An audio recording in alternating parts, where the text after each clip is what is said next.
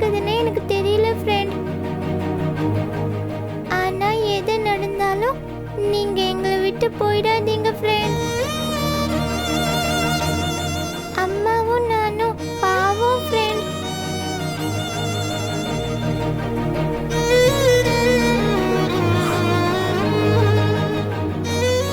Friend, promise friend, எது நடந்தாலும் நான் உங்களை விட்டு போக மாட்டேன். உங்களுக்கு எப்படி நான் வேணுமோ அதே மாதிரி எனக்கு நீங்களும் உங்க அம்மாவும் வேணும். என்ன நம்புறீங்களா ஃப்ரெண்ட்? உங்களை மட்டும்தான் ஃப்ரெண்ட் நான் நம்புவேன். That's it. ஃப்ரெண்ட், இனிமே இதை பத்தி நினைச்சு ஃபீல் பண்ணக்கூடாது. நீங்க எனக்கு ப்ராமிஸ் பண்ணுங்க, நான் கண்டிப்பா வருவேன். Promise friend. ஃப்ரெண்ட், அம்மா வந்துருவாங்க போல இருக்கு. நான் உங்க கூட பேசுறத பார்த்தா என்ன திட்டுவாங்க. நான் போனை வச்சிடுறேன். Miss you friend. Bye. Miss you too friend. By.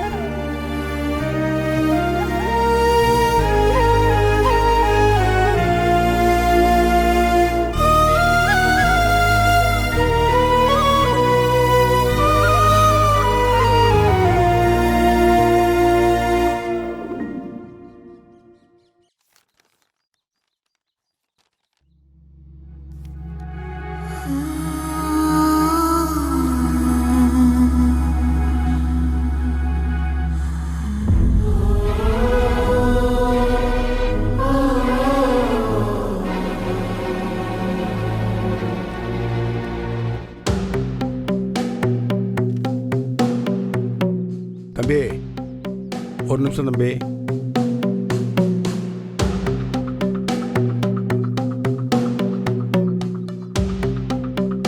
Sir, அது வந்து எதுவும் பேச வேண்டாம் தம்பி.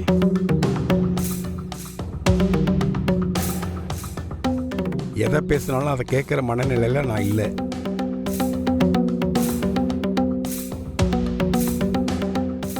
நேற்று நடந்த சம்பவத்தில் ரொம்ப காயப்பட்டு போயிருக்கேன். அதை புரிஞ்சிக்கக்கூடிய சக்தி உங்களுக்கு இருக்குமா இல்லையான்னு கூட எனக்கு தெரியல. எங்கள் வீட்டில் உள்ளவங்களும் அந்த அதிர்ச்சியிலேருந்து வெளியில் வரல. தம்பி, நேற்று என்ன நடந்துச்சுன்னு உங்களால் யூகிக்க முடிஞ்சுதா தம்பி? எங்கள் வீட்டில் உள்ளவங்க யாராச்சும் தப்பாக ஒரு வார்த்தை பேசுனாங்களா? சண்டை வரணுங்கிறதுக்காக உங்கள் மாமா பேசினார். ஆனால் தண்டனை என் மாப்பிள்ளைக்கு. அம்மா முகத்தில் ரத்த காயம் இருந்தால் எல்லாரும் கோவம் வரும்.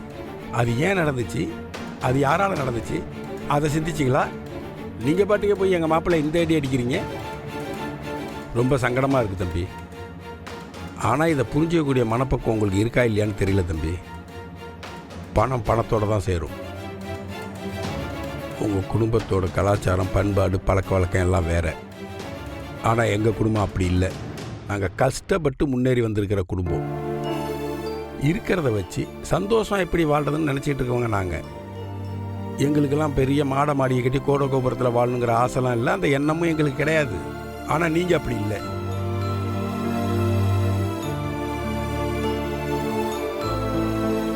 பெரிய கனவு கோட்டை கட்டி அதில் உட்காந்து வாழ்கிற மனுஷங்க நீங்கள். கோயிலில் நடந்த விஷயத்துக்கு வீட்டில் நடந்த விஷயத்துக்கு என்ன அர்த்தம்னு எனக்கு புரியல. என் அறிவு கேட்டின வரையில் என் மகனாக உங்களால் இருக்க முடியாது தம்பி. நீங்கள் பிறந்தப்பயே சில்வர் ஸ்பூனோட பிறந்தவங்க. நீங்கள் காலே தரையில் படாமல் வளர்ந்து நிற்கிறீங்க. நாங்கள் சேத்துலையும் சகதிலையும் புரண்டு கிரண்டு எழுந்து நிற்கிறவங்க. எல்லாமே ஒன்று தான், எப்படி வேணாலும் வாழலாம் அப்படின்னு நினச்சி பேசலாம். ஆனால் வாழ முடியாது தம்பி.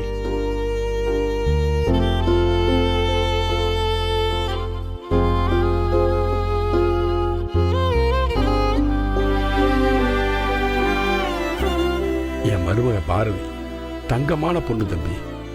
அந்த பொண்ணுக்கு ஒரு நல்ல வாழ்க்கை அமையுங்கிறதுனால தான் நீங்களும் பாரதியும் விரும்புறீங்கிறது தெரிஞ்சதுமே அடுத்த நிமிஷம் உங்களை வந்து பார்த்து பேசினேன் தம்பி. அவங்க 2 பேரையும் கண்கலங்காமல் வச்சு காப்பாற்றிங்களான்னு உங்கள்கிட்ட வாக்கு கேட்டேன். பாரதிக்கு தேவை அவளுக்கான வாழ்க்கை துணை மட்டும் இல்லை, தமிழுக்கு ஒரு நல்ல தகப்பனும் தேவைப்படுறான். உங்க மேல அந்த நம்பிக்கை இருந்துச்சு தம்பி. ஆனா நேத்து நடந்ததை பார்த்தா அந்த நம்பிக்கை எனக்கு காணலீரா போச்சு. இப்ப நான் எடுத்த முடிவு தப்புன்னு நினைக்க தோணுது. இப்ப என் குடும்பத்தில் உள்ள யாருக்கும் மனநிலை சரியில்லை தம்பி. உங்க 2 பேரோட கல்யாணத்தை பத்தி பேசுறதுக்கு தோணலை தம்பி. யோசிக்கணும். அதுக்கு எனக்கு கொஞ்சம் டைம் வேணும். நான் சொல்றது என்னன்னு உங்களுக்கு புரியும் நம்புறேன்.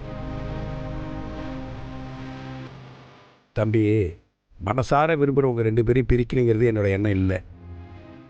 உங்க 2 பேருக்கும் கல்யாணம் பண்ணி வச்சா பாரதி தமிழோட வாழ்க்கை நல்லா இருக்காதோன்னு எனக்கு தோணுது. இங்கே நல்ல புள்ள தான், ஆனால் உங்கள் வீட்டில் உள்ளவங்களாம் சரியில்லை. அதனால தான் சரியாக வராதுன்னு நினைக்கிறேன். உங்கள் வருத்தம் எனக்கு புரியுது சார். நேற்று நைட்டு நடந்த விஷயம் உங்களை எவ்வளோ காயப்படுத்தியிருக்கோன்னு என்னால் புரிஞ்சிக்க முடியுது. நான் நடந்த எதையும் நியாயப்படுத்த விரும்பலை. அம்மாவுக்கு அடிபட்டு அவங்க தலையில் ரத்தத்தை பார்த்ததும் என்னால் பார்த்துட்டு சும்மா இருக்க முடியல. அதான் கோவத்தில் அப்படி நடந்துக்கிட்டேன். அதுக்காக மன்னிப்புங்கிற ஒரு வார்த்தையில பண்ண தப்ப சரி பண்ண முடியாது. இப்போ நான் உங்ககிட்ட ஒரு வேண்டுகோளா தான் கேட்குறேன் சார். எனக்கு கொஞ்சம் டைம் வேணும்.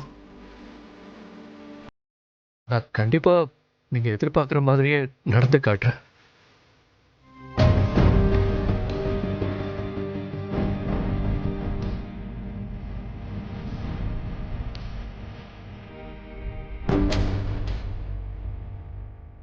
என்ன சொல்கிறதுனே எனக்கு புரியல தம்பி. ஒன்று பண்ணுங்க, நான் உங்களுக்கு 1 வாரம் டைம் தரேன். அதுக்குள்ளே நீங்கள் எங்களுக்கு தகுந்த மனுஷனா எங்களுக்கு நிரூபித்து காட்டுங்க. சார், நான் நிரூபிச்சு காட்டுவேன் சார். நம்புங்க சார். அப்புறம் ஒரு விஷயம் தம்பி, என்னடா வீட்டுக்கு வந்த பிள்ளைய வாசலே நிற்க வச்சு பேசுகிறேன்னு தப்பாக நினைக்காதீங்க. அப்படிப்பட்ட ஆள்லாம் நான் இல்லை. எனக்கு மனசில் ஒன்றை வச்சுக்கிட்டு உதட்டில் ஒன்று பேசுறதுக்கெலாம் தெரியாது தம்பி.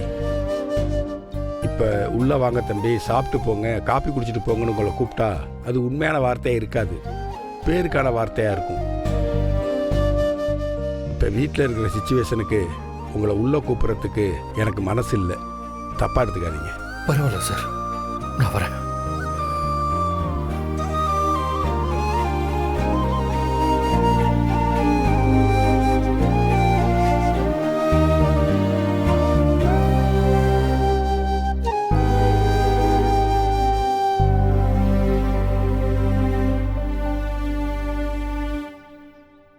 நான் எதுவும் தப்பாக பேசலையம்மா? இல்ல மாமா.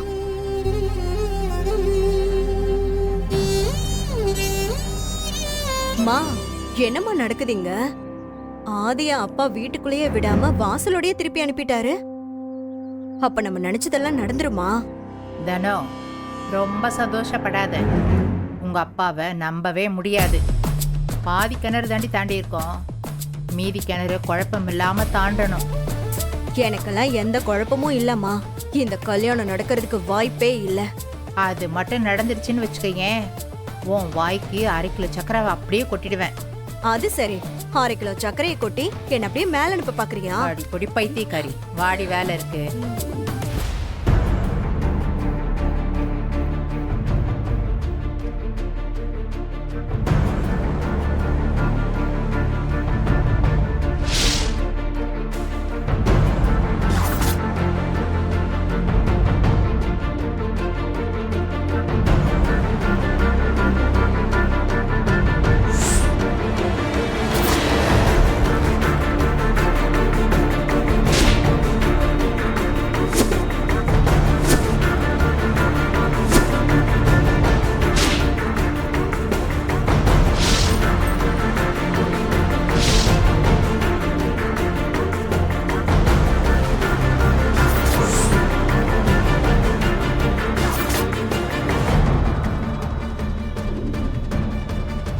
அக்கா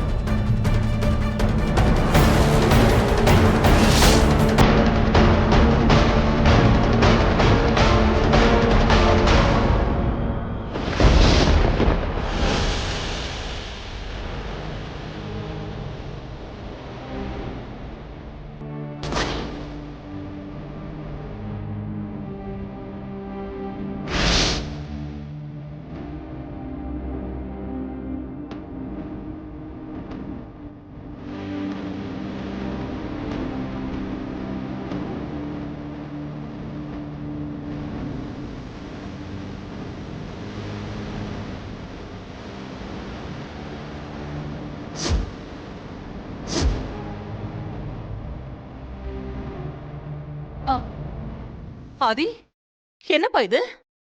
என்ன நடக்குதுங்க? ஆதி, இப்ப நீ எங்க கிளம்பிட்ட? பாரதி வீட்டுக்குமா.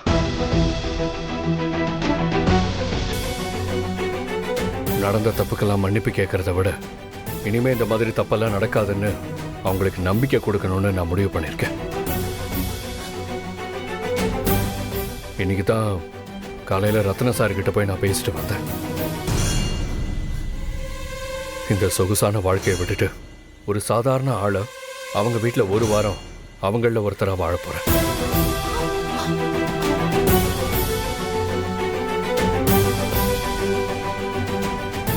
ஆதி, உன் மனசுல நீ என்ன தாண்டா நினைச்சிட்டு இருக்க? உனக்கு என்ன பைத்தியமா பிடிச்சிருக்கு? அப்படி கஷ்டப்படணும்னு உனக்கு என்ன தலையெழுத்தா? எதனால இப்படி நடந்துக்கிற? இத பாரு ஆதி, நான் இதுக்கு சம்மதிக்கவே மாட்டேன். மாப்பிள்ள, அக்கா சொன்னதை கேளு மாப்பிள்ள. நீ ஏன் தேவையில்லாம கஷ்டப்படணும்? நீ இரு அறிவு. ஆதி, நீ என்ன சொன்னாலும் நான் உன்னை அங்க போக விட மாட்டேன். மா, நீங்க நினைக்கிற மாதிரி இந்த முடிவை நான் வேற யாருக்காகவும் எடுக்கல, எனக்காக தான் எடுத்திருக்கேன். ஆமாம்மா, எவ்வளவோ காசு பணம் இருந்தோம் உயிர் போற நிலைமையில நான் ஹாஸ்பிட்டல்ல கிடந்தப்போ ஒரு சாதாரண ஆள் கொடுத்த இதயம் தான் என் உயிரை காப்பாத்துச்சு. அந்த இதயத்தால தான் நான் இப்ப உயிர் வாழ்ந்துட்டு இருக்கேன். அதனாலதான் என்னோட இந்த வசதியான வாழ்க்கையை நான் கொஞ்ச நாள் மறந்துட்டு அவங்களோட ஒரு சாதாரண மனுஷனா வாழ்ந்து நான் அவங்களுக்கு நிரூபிக்கணும்னு முடிவு பண்ணிட்டேம்மா. இத பாரு ஆதி, நீ எதையோ எதோடையோ சம்பந்தப்படுத்தி பேசுற. அதுக்கும் இதுக்கும் என்ன சம்பந்தம் ஆதி? வேண்டாம் ஆதி, நீ என்ன சமாதானம் சொன்னாலும் எதுக்கு நான் ஒத்துக்கவே மாட்டேன். நீ அங்க போக கூடாது. மாப்பிள்ள, வேணாம் மாப்பிள்ள. இது பேசுறதுக்கு வேணா நல்லா இருக்கும், ஆனா நடைமுறைக்கெல்லாம் சாத்தியமே இல்லை. இல்லம்மா, இதான் என்னோட முடிவு. நான் யாருக்காகவும் இதை மாத்திக்கிறதா இல்லை. என்னை மன்னிச்சிருங்க. சரி ஆதி, நாங்க இப்ப என்ன சொன்னாலும் நீ கேட்க கூடாதுங்கிற முடிவோட இருக்க. ஓ, ஆனா நீ ஒருவேளை உன்னால அங்க இருக்க முடியாம போனா என் புள்ளையா நீ முழுசா என்கிட்ட திரும்பி வந்துடுறியா?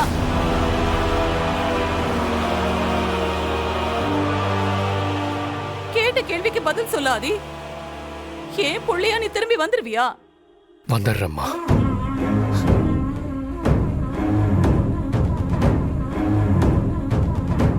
அக்கா, என்னக்கா சொல்ற? விடு அறிவு. ஆதிதான் சொல்லிட்டான்ல, அவன் திரும்பி வந்துருவான். எனக்கு நம்பிக்கை இருக்கு.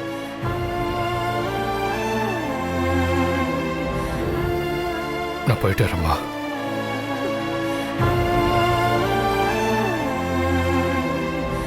ஆதி,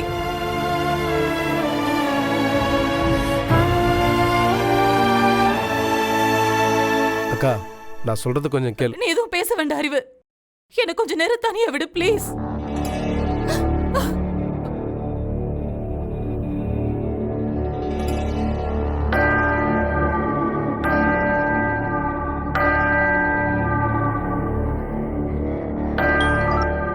ஹாய்ப்பா. ஆ, சொல்லுமா. Are you alright? உங்க வாய்ஸ் ரொம்ப டல்லா இருக்கேப்பா. அதை விடுமா, நானே உனக்கு ஃபோன் பண்ணலான்னு தான் இருந்தேன். என்ன விஷயம்ப்பா? நான் என்ன சொன்னாலும் என்ன பண்ணாலும் உன் நல்லதுக்கு தான் பண்ணுவேன், நம்புறல்ல? என்னப்பா இப்படி கேக்குறீங்க? நீங்க என்னோட அப்பா. இந்த உலகத்திலேயே நான் நல்லா இருக்கணும்னு நினைக்கிறது நீங்க மட்டும்தான். அதனால தான் சொல்றேன், இனிமே உன் மனசுல இருக்க மாமாவை தூக்கி போட்டுரு. அவனுக்காக வெயிட் பண்றதுல இனிமேல் எந்த பிரயோஜனமும் இல்லை.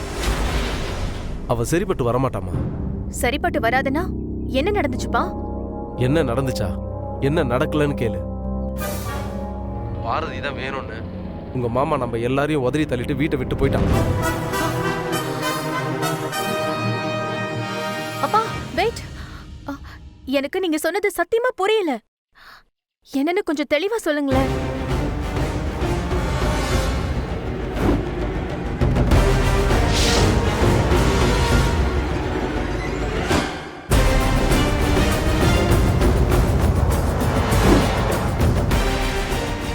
அப்பா இங்க பார், இனிமே நீ கத்தி எதுவும் ஆக போறதுனா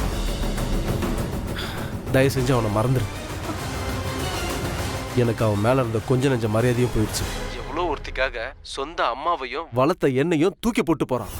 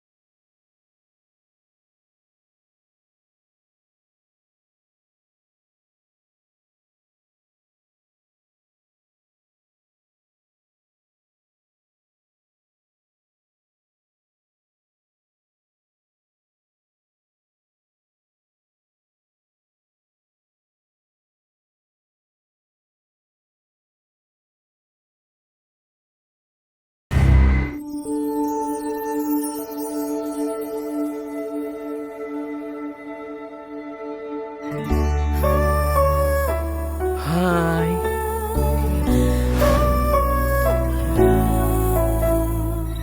ஃப்ரெண்ட்,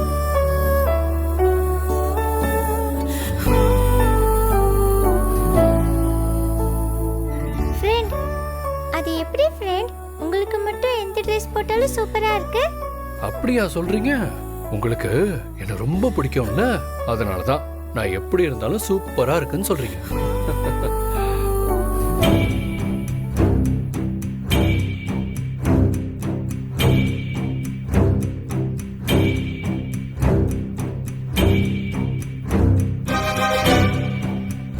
எல்லாம் என்ன வாசல்னு எதை பார்த்துட்டு இருக்கீங்க?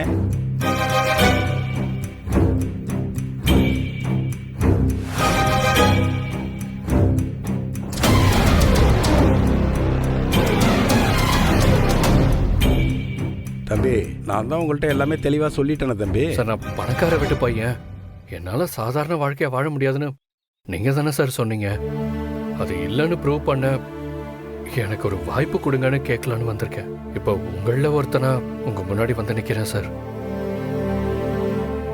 தம்பி, எதுக்கு இந்த தேவையில்லாத வேலை உங்களுக்கு? அப்படி கஷ்டப்பட்டுக்கிட்டு உங்களை கஷ்டப்படுத்திக்கிட்டு எங்கள்கிட்ட நிரூபிக்க வேண்டிய அவசியம் என்ன வந்துச்சு தம்பி? தம்பி, நீங்கள் உங்கள் இடத்துல இருங்க, நாங்கள் எங்கள் இடத்துல இருக்கோம். அதான் எல்லாருக்கும் நல்லது. நீங்கள் நடந்ததை மாற்றணும்னா இதையும் செய்ய போய் அது இன்னும் பெரிய தீர்க்க முடியாத பிரச்சனையில் கொண்டு விட்டுடுச்சுன்னா அது இன்னும் சங்கடமாக போயிடும். உண்மைதான் மாமா. இங்க யாரும் எதுவும் ப்ரூவ் பண்ண ட்ரை பண்ண வேண்டாம். அவரை போக சொல்லுங்க. சுயநலமா யோசிக்காம இந்த சூழ்நிலையில பாதிக்கப்பட்டவங்க மனநிலையில இருந்து யோசிக்க சொல்லுங்க. இதெல்லாம் சரிப்பட்டு வராது. நான் பண்ணது தப்பு தான், அதுக்காக வாய்ப்பே கொடுக்காம சரி வராதுன்னு நீங்களே முடிவு பண்ணிட்டா அது எந்த விதத்துல நியாயம்? பண்ண தப்ப மறைக்க நாடகம் போடுறீங்களா? நடந்ததெல்லாம் மறந்து போச்சா என்ன? எந்த தைரியத்துல இங்க வந்து நின்னுட்டு இருக்கீங்க? நீங்க சொல்ற எதையுமே உங்களால பண்ண முடியாது. தம்பி, எனக்கு ஒரு விஷயம் புரியல. இப்ப இப்படி வந்து நிக்கிறவரு அப்பவே கோவப்படாம இருந்திருக்கலாம்ல. அதை விட்டுட்டு நீங்க இப்ப சொல்றதெல்லாம் கேட்கறதுக்கு நல்லா இருக்கும். ஆனா நடைமுறைக்கு நீங்க சொல்றதெல்லாம் எதுவுமே சாத்தியம் இல்லை. சரிங்க, நீங்க சொல்றது சரினே வச்சுக்கலாம்.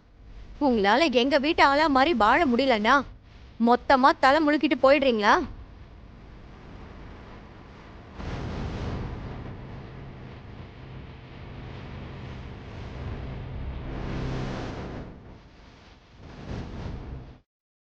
போயிடுறேங்க, மொத்தமாக போயிடுறேன்.